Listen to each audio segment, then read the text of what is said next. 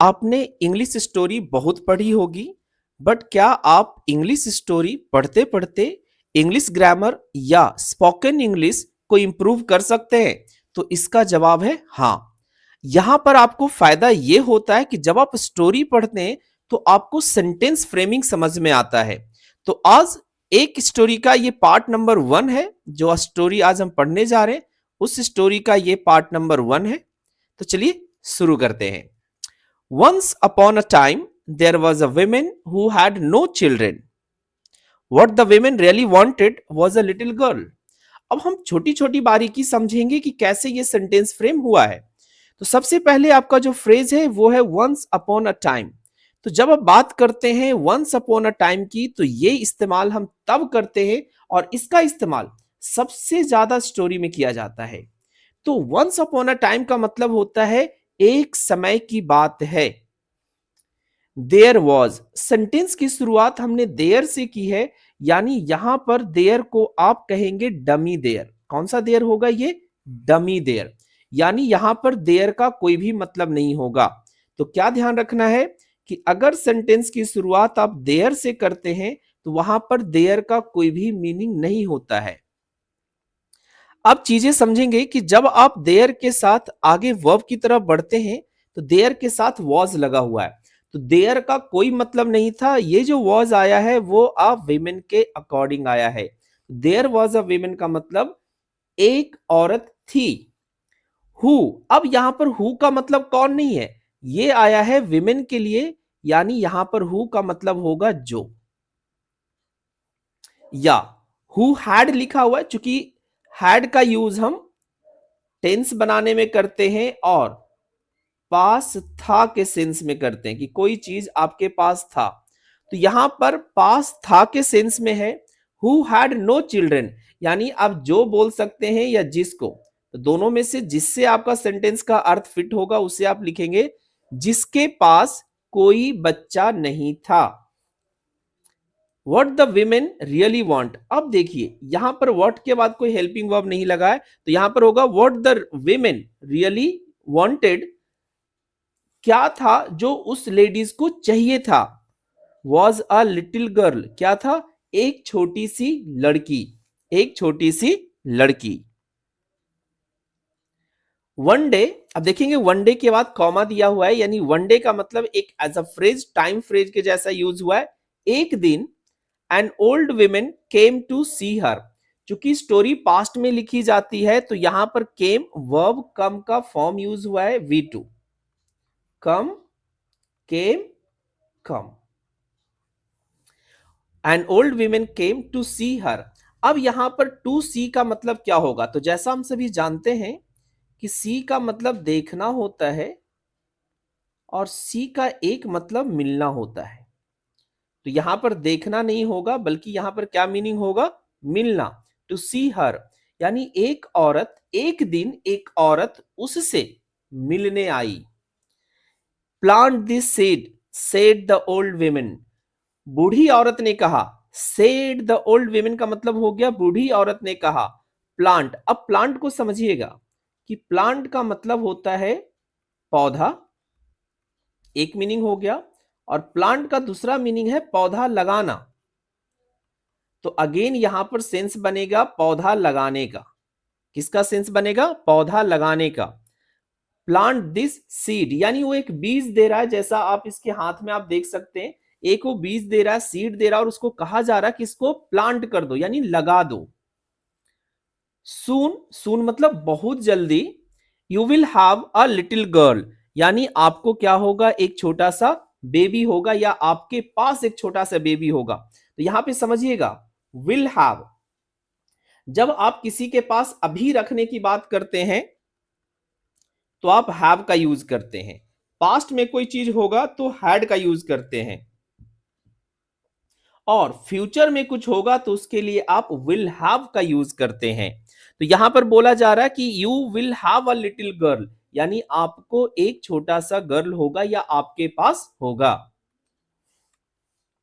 सो, अब यहां पर सो का मतलब समझिएगा। सो का मतलब होता है इसलिए। तो यहां पर सो का मतलब होगा आपका इसलिए। द वुमेन प्लांटेड, अब प्लांटेड क्या है, प्लांट का V2 फॉर्म है, पौधा लगाना। The women planted the seed, उसने क्या किया, उसको रोप दिया या लगा दिया। एंड वेरी सून, सून का मतलब जल्दी और वेरी मतलब उसने लगा दी तो बहुत जल्दी। देयर वॉज अ फ्लावर, क्या हुआ वहां पर, एक फ्लावर आया, मतलब फ्लावर निकला या फ्लावर वहां से उपजा। व्हेन द फ्लावर ओपनड, जब फ्लावर ओपन हुआ, इट मींस उसकी पूरी वाइड ओपन जिसको आप कह सकते हो, या ओपन हुआ, खुला। अब देखिएगा यहां से एक तरह का अलग तरह का आपको सेंटेंस देखने को मिलेगा, out came a little girl. Basically इसको लिखना था the little girl came out. इसको हम इंग्लिश ग्रामर में इन्वर्जन कहते हैं, जहां पर किसी एडवर्ब के कारण, यहां पर आउट जो है वो एक एडवर्ब है, तो एडवर्ब के कारण आप सब्जेक्ट के पहले वर्ब लगा सकते हैं। जैसे आप यहां पे देख रहे होंगे आ लिटिल गर्ल जो है वो सब्जेक्ट है, लेकिन सब्जेक्ट्स के पहले मेन वर्ब हो गया। आपने सब्जेक्ट के पहले हेल्पिंग वर्ब तो देखा होगा, लेकिन यहां पर सब्जेक्ट के पहले आप मेन वर्ब भी रख देते हैं, तो इसको हम कहते हैं इंग्लिश में इन्वर्जन। तो out came a little girl, just emphasis देने के लिए कि उसमें से, उस फ्लावर में से एक छोटी सी लड़की निकली। The women took the little girl into her home. The women took, अब टुक का मतलब क्या होगा, ये टेक का V2 फॉर्म है। तो टेक का मतलब take the little girl into her home, यानी उसको अपने घर के अंदर ले गई। तो टेक का V2 फॉर्म टुक होता है और V3 फॉर्म टेकन होता है। तो उस छोटी सी लड़की को वो अपने घर के अंदर ले गई। You are as little as, again यहां पर एक फ्रेज समझिएगा, एज डैश एज, बीच में आप एडजेक्टिव लगाते हैं तो ये दो चीज के बीच में तुलना करने के लिए इस्तेमाल होता है। तो कहा जा रहा है you are as little as my thumb, यानी तुम इतनी छोटी हो जितना कि मेरा अंगूठा है। अगर आप किसी को कहते हो you are as foolish as an ass, यानी तुम इतने गधे हो जितना कि एक गधा, मतलब तुम इतने मूर्ख हो जितना कि एक गधा।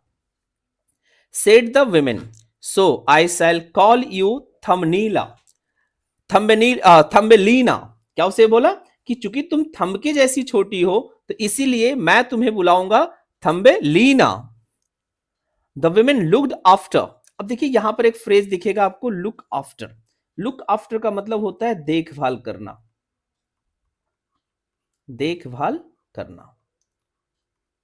The women looked after Thumbelina and Thumbelina was happy, और वो थम्बेलिना क्या थी, खुश थी। वन डे, अब कहानी में आता है ट्विस्ट। एक दिन अ टोड सॉ, सॉ किसका फॉर्म है, सी का, सी का फॉर्म होता है सी, सॉ, सीन, मतलब देखना। एक दिन उसको टोड, टोड का मतलब मेढक, एक टोड सॉ द थम्बेलिना प्लेइंग।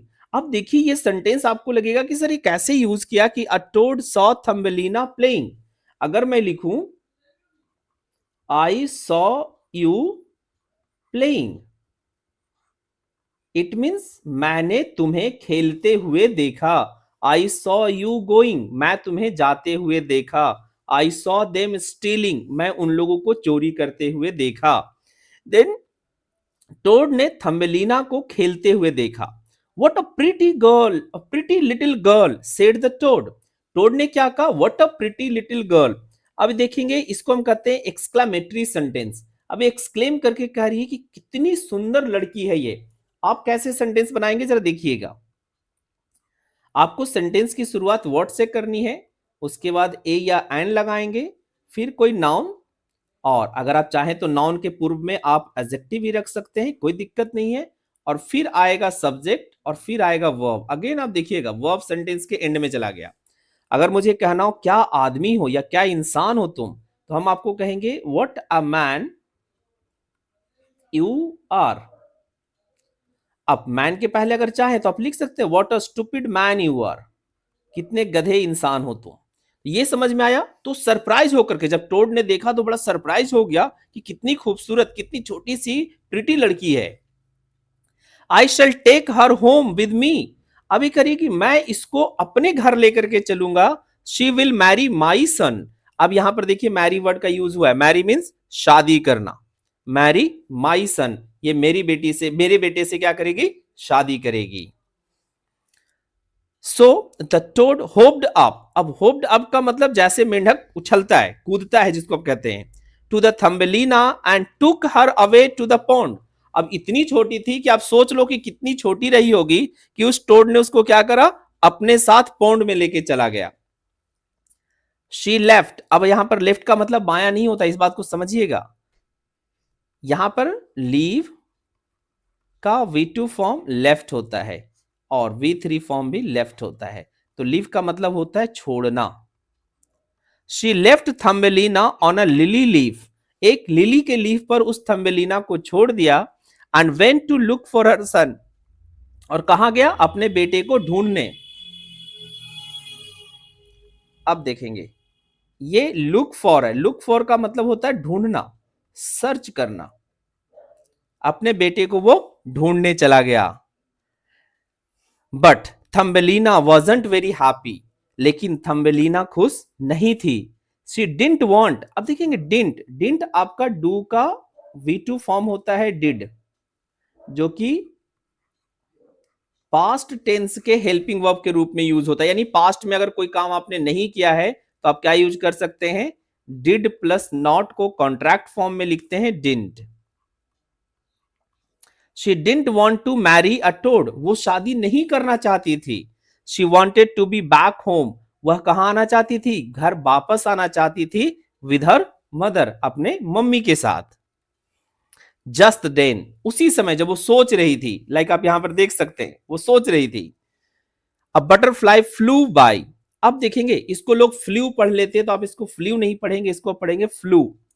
ये फॉर्म है फ्लाई का, fly, flew, flown. Just then a butterfly flew by, मतलब उसके पास से उड़ी। Please help me said Thumbelina, Thumbelina, Thumbelina ने कहा कि मेरी मदद करो। The toad wants to marry her son, the toad wants me to marry her son, यानी जो टोड है वो चाहता है कि मैं उसकी बेटी से शादी करूं। देखेंगे ध्यान से, the toad wants me to marry her son, but I don't want to, लेकिन मैं करना नहीं चाहती हूं। I want to go home, मैं घर जाना चाहती हूं। अब इसके आगे की कहानी आपको पार्ट सेकेंड में मिलेगा, एंड आई होप स्टोरी के साथ साथ आपने इंग्लिश सीखने को भी इंजॉय किया। वीडियो अच्छा लगे तो वीडियो को शेयर, और चैनल पर पहली बार आए तो चैनल को सब्सक्राइब जरूर करें। Thank you.